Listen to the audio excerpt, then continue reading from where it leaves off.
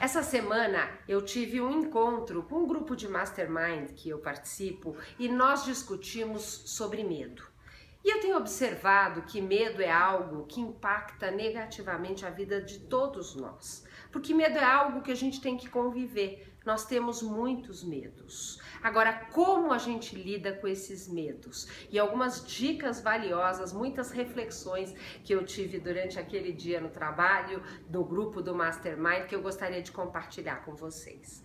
Primeira coisa, um convite intrigante e interessante. Vamos separar. Que tal, ao invés de chamar de medo, chamar de receios?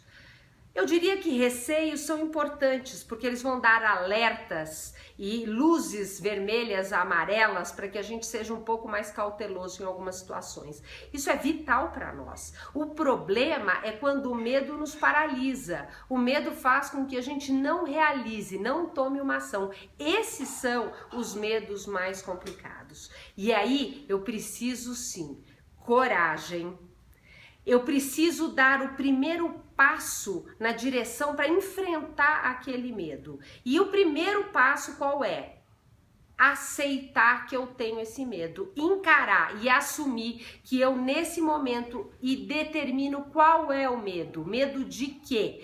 Isso é o primeiro passo e não é tão difícil, não é mesmo? Você vai ver que depois que você detectou exatamente qual é o medo, automaticamente você já pensa um primeiro passo em relação a como eu posso enfrentar e o que eu posso fazer para minimizar que isso efetivamente aconteça, porque normalmente o nosso medo é algo que não aconteceu, mas que pode dar errado. Então, se eu agir para reduzir esse risco, isso vai me dar mais segurança e vai ficar cada vez mais fácil de eu enfrentar esses medos. Precisamos usar a criatividade. Eu assisti um TED Talk muito interessante com o fundador da IDEO, uma das empresas de Design Thinking, que criou essa metodologia. E eu achei aquilo incrível. Ele falou sobre o criador das máquinas de ressonância magnéticas, que trabalhou na GE, que um dia ele foi visitar um hospital e descobriu que as crianças tinham pavor da sua máquina.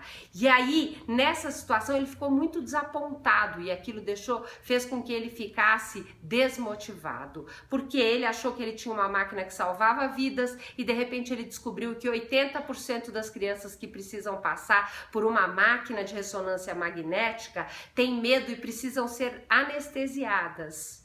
E aí o que ele fez? Ele voltou para dentro da empresa, usou um processo de design thinking, de criatividade, chamou o pessoal de parque de diversões e eles transformaram a mesma máquina, colocando adesivos e transformando a sala de ressonância magnética para as crianças num parque de diversões, com um barco do pirata, com toda uma história envolvida onde a criança tinha que entrar naquele barco, ficar bem quietinha e silenciosa. Ela iria ouvir muitos barulhos, mas ela não podia se mexer, porque senão o pirata podia descobrir que ela estaria ali.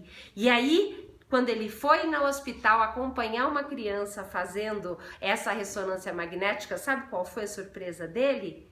Uma criança que assim que terminou o processo do exame, correu para sua mãe e falou: "Mãe, a gente pode voltar aqui amanhã?" Eu acho que esse exemplo nos inspira a entender que o medo, tudo é uma questão de como enxergar esse medo. E quando a gente consegue ressignificar a situação, esse medo simplesmente desaparece. Eu espero que hoje eu tenha trazido aí alguma inspiração para te ajudar a superar esses medos. Se você gostou, clica aí no like desse vídeo, deixa um comentário e as suas perguntas e eu te espero no próximo vídeo.